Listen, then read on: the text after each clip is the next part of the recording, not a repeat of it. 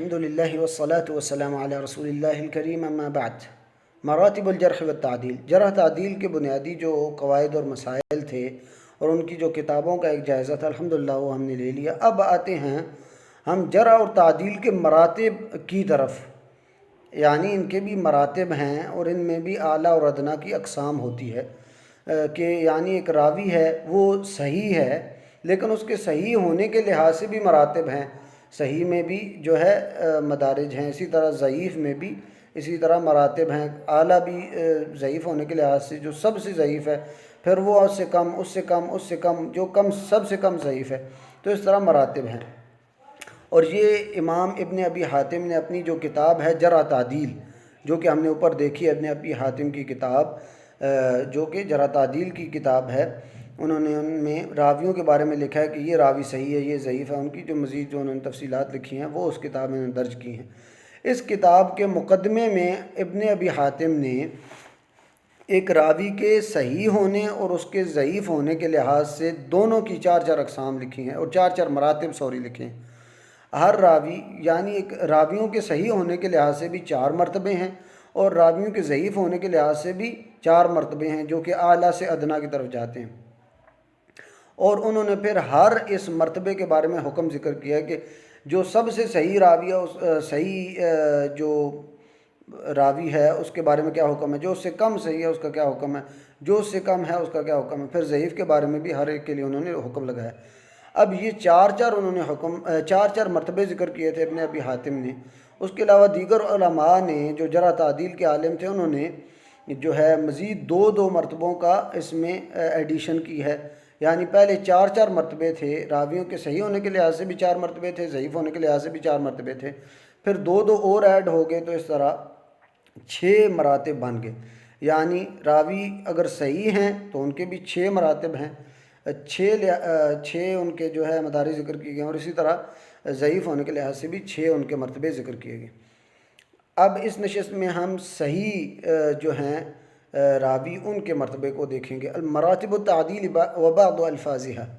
یعنی راویوں کے صحیح ہونے، صحیح سے مراد دیندار ہونے، ان کا حافظہ صحیح ہونے، ان کے لحاظ سے بھی مراتب ہیں اور پھر ان کے خاص الفاظ ہیں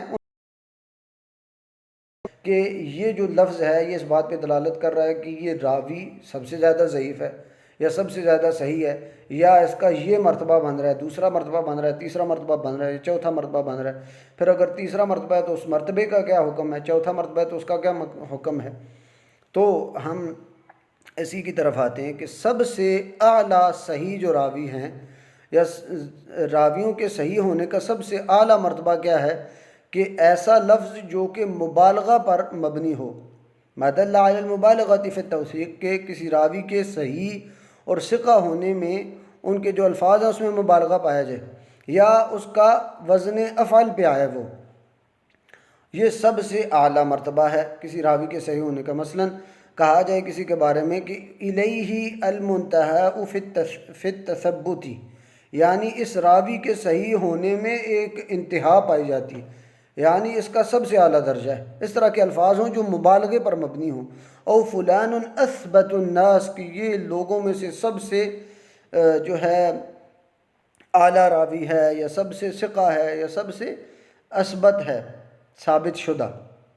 تو اس طرح کے الفاظ جن میں مبالغہ ہو یا جن میں افعال یعنی فضیلت کا ذکر ہو، تفضیل کا، ایک دوسرے پر فضیلت ہونا، اس کو کہتے ہیں تفضیل۔ تو یا تو اس طرح کے الفاظ ہو سکتے ہیں کہ الیہ المنتہی فی التثبت، کہ اس پر تو تثبت کی یا صحیح ہونے کی انتہا ہو گئی ہے، یا اس طرح کے الفاظ ہوں اثبت الناس، کی لوگوں میں سے سب سے زیادہ صحیح یا ثابت شدہ ہے۔ یہ ہو گیا پہلا مرتبہ۔ دوسرا مرتبہ ایک صحیح راویوں کا یا کسی راوی کے صحیح ہونے کا جو دوسرا مرتبہ ہے جس میں 2 صفات، ایک صفات یا 2 صفات کے ساتھ توکید ہو، ثم ما تأکد بصفت او صفتین من صفات التوثیق، یعنی جو لفظ استعمال کرتے ہیں کسی راوی کو صحیح کہنے کے وہ ایک نہیں بلکہ 2 ہوں یا 2 سے بھی زیادہ ہوں، بعض اوقات 3 بھی ذکر ہوتے ہیں۔ جیسا کہ کسی راوی کے بارے میں کہا جائے ثقہ بھی کافی تھا، لیکن ہم نے پہلے کیا پڑھا، سب سے اعلیٰ درجہ کس کا ہے؟ جس میں مبالغہ پایا جائے، جس میں فضیلت والے لفظ ہوں، سب سے اعلیٰ ہونے کے لفظ ہوں۔ دوسری کیا ہے کہ جس میں ایک صفت جو ایک راوی کے صحیح ہونے پر دلالت کر رہی، لیکن وہ ایک بار نہیں بلکہ دو دو تین تین بار آئے، تو اس کا مطلب ہے کہ مزید تاکید کے لیے، جیسا کسی راوی کے بارے میں کہا جائے ثقۃ ثقہ، یا یہ کہا جائے ثقۃ ثبت حافظ، تو اس طرح ایک سے دو سے تین جو ہے اس میں صفات ذکر کی گئی ہوں، تو یہ اس کا دوسرا درجہ ہے۔ تیسرا درجہ ہے ثم ما عبر عنہ بصفت دالۃ علی التوثیق من غیر توکید، یعنی جس میں صرف ایسے الفاظ استعمال کیے جائیں جو کہ کسی راوی کے صحیح ہونے، ثقہ ہونے پر دلالت کر رہے ہوں، جیسا کہ کہا جائے کسی راوی کے بارے میں کہ ثقۃ او حجۃ، ثقۃ کا مطلب ہے کہ اس دینداری کے لحاظ سے بھی صحیح ہے اور حافظے کے لحاظ سے بھی صحیح ہے، اور اسی طرح حجت بھی اسی طرح کے معنی پر دلالت کرتی ہے۔ تو یہ تیسرا مرتبہ ہے جس میں صرف ایک صفت ذکر کی گئی ہو، جس سے پتہ چل رہا ہو کہ یہ راوی صحیح ہے اور مقبول ہے۔ چوتھا جو مرتبہ ہے ثم ما دل علی التعدیل من دون اشعار بالضبط، یعنی چوتھا جو مرتبہ ہے صحیح ہونے کا، وہ ابھی اعلیٰ سے ہم ادنا کی طرف آ رہے ہیں، یعنی اب یہ چوتھا درجہ ہے، یعنی کم اوپر سے کم ہوتے جا رہے ہیں درجے۔ اب اس درجے میں کسی راوی کے تعدیل ایسے الفاظ استعمال ہوں جس میں تعدیل کی دلالت تو ہو، کسی راوی کو صحیح تو کہا جا رہا ہے لیکن اس کے حافظے کے بارے میں جو ہے ایسا ذکر کیا جا رہا ہے کہ اس کے حافظے کے بارے میں کوئی تاکید نہیں ملتی کہ اس کا حافظہ بھی ٹھیک ہے کہ نہیں ہے۔ یعنی ایک راوی کے صحیح ہونے کے لیے دونوں چیزیں ضروری ہیں کہ وہ دیندار بھی اور اس کا حافظہ بھی صحیح ہے۔ اگر ایسے الفاظ استعمال کیے جائیں جو اس بات کے اوپر دلالت کر رہے ہوں کہ یہ دیندار تو ہے لیکن اس کے حافظے کے بارے میں کوئی اس طرح کا آپ کو محسوس نہ ہو رہا ہو کہ اس کے حافظے کے بارے میں بھی بات ہو رہی ہے یا حافظے کے بارے میں بھی اس کو صحیح کہا جا رہا ہے، تو یہ چوتھا مرتبہ ہے۔ جیسا کہ کسی راوی کے بارے میں کہا جائے کہ صدوق سے مراد یہ کہ یہ اس کا معاملہ سچائی پہ مبنی ہے، لیکن اس کا حافظے کے بارے میں کوئی اس طرح خاص بات نہیں کی جا رہی۔ تو انشاءاللہ ہم ان مراتب ہر مرتبے کے بارے میں حکم بھی جانیں گے انشاءاللہ، اور یہ چیز کلیئر ہو جائے گی۔ یا صدوق کا لفظ بھی آ سکتا ہے، یہ بھی کہا جا سکتا ہے او محلہ الصدق، یعنی اس کا مقام صداقت والا ہے، یعنی یہ سچ بولتا ہے۔ اب سچ بولنا یہ دینداری پر مبنی ہے، اس کے حافظے کے بارے میں بات نہیں ہو رہی۔ یا یہ کہا جائے لا بأس بہ، یعنی کوئی حرج نہیں ہے، اس راوی کو لے لیں۔ اب حرج نہیں یہ تو ٹھیک ہے لیکن اس کے حافظے کے بارے میں بات نہیں ہو رہی یا مکمل اس کی تفصیل نہیں بتائی جا رہی۔ البتہ اس میں تھوڑی سی تنبیہ یہ ہے کہ ابن معین رحمہ اللہ جو جرح تعدیل کے عالم بھی ہیں، ان کے ہاں لا باس کا جو مطلب ہے وہ کچھ اور ہے۔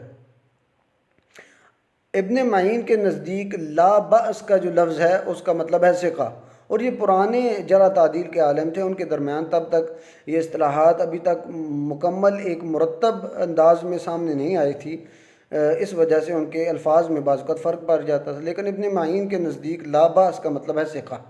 یہ ایک تھوڑی سی تنبیہ درمیان میں ذکر کیا۔ البتہ جو چوتھا درجہ ہے اس میں ایسی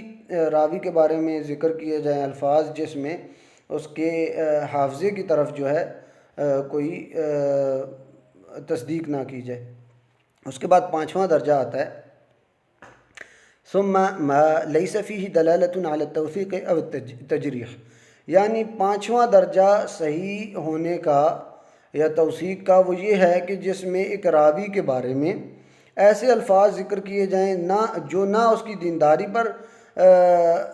جو ہے دلالت کر رہے ہوں اور نہ ہی اس کے صحیح ہونے کے اوپر دلالت کر رہے ہوں، نہ اس کے ضعیف ہونے کے اوپر دلالت کر رہے ہوں۔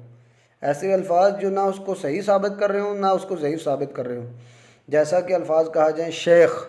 اب شیخ کا کیا مطلب ہے؟ کیا وہ صحیح ہے یا ضعیف ہے؟ اس کے صحیح ضعیف کے بارے میں بات ہی نہیں ہو رہی، بس شیخ کہا گیا۔ او روا عنہ الناس، یہ کہا جائے کہ لوگوں نے ان سے روایت کی ہے، روایت تو کی ہے لیکن وہ صحیح ہے ضعیف ہے، اس کی دینداری کیسی ہے، اس کا حافظہ کیسا ہے، اس کے بارے میں بات نہیں ہو رہی۔ تو یہ پانچواں درجہ ہے، اس کے حکم کے بارے میں بھی انشاءاللہ ہم بات کریں گے۔ چھٹا اور آخری درجہ جو ہے صحیح کا وہ یہ ہے ثم ما اشار بالقرب من التجریح، کہ آخری درجہ جو چھٹا ہے اس میں یہ ہے کہ ایسے الفاظ استعمال کیے جائیں راوی کے حکم کے بارے میں کہ جو کہ کسی راوی کے ضعیف ہونے کے قریب الفاظ ہوں، یعنی ضعف کے قریب الفاظ ہوں، ایسے الفاظ استعمال کیے جائیں جو اس بات کا آپ کو احساس دلائیں کہ یہ ضعیف ہے، یعنی ڈائریکٹ ضعیف نہیں لیکن ایسے الفاظ جو ضعیف کی طرف مائل ہوں، جیسے فلان صالح الحدیث، کہ فلاں حدیث کے لحاظ سے ٹھیک ہے، گزارا چل جائے گا، او یکتب حدیث ہو، اس طرح کے الفاظ کہا جائے کہ اس کی حدیث لکھی جاتی ہے، اس کی حدیث کو لکھا جاتا ہے۔ اب لکھا جاتا ہے، کیا وہ مقبول ہے، مردود ہے، وہ اس کی دینداری کیسی، حافظہ کیسا، اس کے بارے میں کچھ نہیں۔ تو یہ مراتب ہیں، یعنی پہلا مرتبہ جو مبالغے پر مبنی ہو، جس میں فضیلت بیان کی گئی ہو سب پر، اور تو دوسرا مرتبہ جس میں تاکید سے دو دو تین تین صفات ذکر کی گئی ہوں جو صحیح ہونے پر مبنی ہے، اور تیسرا درجہ جس میں صرف عام جو مقبول کے لیے استعمال ہوتے ہیں الفاظ وہی ذکر ہوں ایک ہی، اور چوتھا درجہ جس میں اس کی ایسے الفاظ استعمال کیے جائیں جو کہ اس کی دینداری کو تو بیان کر رہے ہیں لیکن اس کے حافظے کا کوئی پتہ نہ چل رہا ہو، اس میں خاص ذکر نہ ہو۔ اور پانچواں وہ درجہ ہے جس میں کوئی ایسے الفاظ استعمال کیے جائیں جس میں اس راوی کے ضعیف ہونے یا صحیح ہونے کے کوئی محسوس نہ ہو رہا ہو کہ یہ الفاظ کس بات پہ دلالت کر رہے ہیں، کیا اس کے صحیح ہونے پر دلالت کر رہے ہیں یا ضعیف ہونے پر۔ اور چھٹا درجہ جو کہ ضعیف ہونے کے قریب الفاظ ہوں، جو کہ اس بات کا احساس دلا رہے ہوں کہ یہ راوی ضعیف ہونے کے قریب ہے۔ اب ان مراتب کے احکام کی طرف آتے ہیں۔ اما المراتب الثلاث الاولى، اب اگر بات کی جائے پہلے تین مراتب کی، جس میں پہلا کیا مرتبہ تھا کہ سب سے اعلیٰ یا مبالغے کی جس میں کیفیت ہو، دوسرا کیا تھا جس میں تاکید ہو دو دو تین تین صفات سے، اور تیسرا کیا تھا جس میں صرف عام ذکر کیا جائے، ثقہ یعنی مقبول ہے، اس کو لیا جا سکتا ہے۔ یہ جو تین پہلے مرتبے ہیں یہ قابل حجت ہیں، ایسے راویوں کو لیا جاتا ہے۔ البتہ ان میں مراتب ہیں، جو سب سے اعلیٰ ہے اس کا اور مرتبہ ہے، جو اس سے کم ہے اس کا اور مرتبہ ہے، لیکن یہ کہ تینوں مقبول ہیں، پہلے تین مرتبے تینوں مقبول ہیں۔ اما المرتبۃ الرابعۃ والخامسہ، چوتھے اور پانچویں کی اگر بات کریں، فلا يحتج بأہلہما، دونوں میں سے کسی ایک کو بھی حجت کے طور پر نہیں لیا جا سکتا، یعنی ان دونوں راویوں کو، ایسا راوی جس کی دینداری کے اوپر تو بات کی جا رہی ہے لیکن اس کے حافظے کا کوئی نہیں پتہ، پانچویں میں کیا کیا ضعیف ہونے کا پتہ چل رہا ہے، یہ ہیں تو صحیح کے مراتب، چوتھا اور پانچواں ہے تو صحیح کے مراتب، لیکن یہ ایسے مراتب ہیں جن کو بطور حجت نہیں لیا جا سکتا۔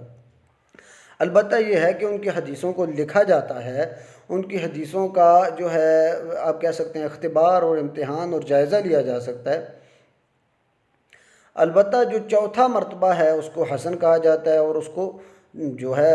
جو پانچواں درجہ ہے اس سے تھوڑا سا اعلیٰ درجہ ہے۔ تو چوتھا اور پانچویں ان دونوں کے درجات میں فرق ہے، چوتھے کو دوسرے حدیث کے ساتھ ملا کر یا ایک حسن حدیث کے طور پر لیا جا سکتا ہے۔ البتہ جو چھٹا درجہ ہے اس سے کسی بھی لحاظ سے احتجاج یا حجت نہیں پکڑی جا سکتی۔ البتہ اس میں تھوڑی سی ترتیب ہے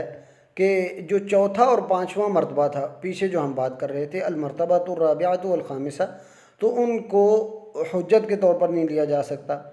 ان کی حدیثوں کو لکھا جاتا ہے ان راویوں کی، اور پھر ان کا اختبار اور امتحان کیا جاتا ہے۔ اختبار کیسے کیا جائے گا؟ اب ان راویوں کی حدیث کو قبول کرنے کے لیے یہ شرط ہوگی کہ ان کی حدیث کو جو اعلیٰ پایا کے مقبول راوی ہیں ان کی حدیث کے ساتھ موازنہ کرایا جائے گا، اگر ان کے مطابق ہیں حدیث تو اس کو لیا جائے گا، اگر اس کے مخالف ہیں تو اس کو نہیں لیا جائے گا۔ تو یہ چوتھے اور پانچویں جو مرتبے کے راوی ہیں ان کا یہ معاملہ ہے کہ ان کی حدیث کو لکھا جاتا ہے اور پھر اس کا امتحان اس طرح کیا جاتا ہے کہ اعلیٰ پائے کے راویوں کے ساتھ اس کو ملایا جاتا ہے، اگر وہ اس کی موافقت میں تو لیا جائے گا، اگر مخالف ہے تو نہیں لیا جائے گا۔ البتہ چوتھا درجہ اعلیٰ ہے، پانچواں اس کے بعد درجہ آتا ہے، تو یہ تفاوت ان میں ہے اور اختلاف اس میں ہے۔ چھٹی چیز، چھٹا جو راوی تھا چھٹے درجے کا، اس کی حدیث کو جو ہے حجت کے طور پر نہیں لیا جا سکتا، اس کی حدیث کو لکھا جاتا ہے لیکن اعتبار کے طور پر۔ اعتبار سے کیا مراد ہے؟ جیسے کہ اصطلاح کو ہم نے پڑھا ہے، اعتبار سے مراد یعنی اس حدیث کو ہم کسی دوسری حدیث کی تقویت کے لیے، کسی دوسری حدیث کے درجے کو بڑھانے کے لیے استعمال کر سکتے ہیں، البتہ اس حدیث کو خود بطور حجت نہیں لے سکتے۔ اس حدیث کے ذریعے دوسری احادیث کو تقویت مل سکتی ہے، اور یہ اس لیے بھی ہے کہ اس چھٹے جو مرتبے کا راوی ہے اس کے بارے میں، اس کے حافظے کے بارے میں اور اس کی دینداری کے بارے میں کوئی خاص جو ہے ذکر نہیں ہوتا، یا اس میں جو ہے درجہ سب سے کم پایا جاتا ہے، اس وجہ سے ان کو بطور شاہد یا بطور متابع لایا جاتا ہے، یعنی کسی دوسری حدیث کی تقویت کے لیے۔ تو یہ بنیادی طور پر اس میں مراتب تھے صحیح ہونے کے لحاظ سے۔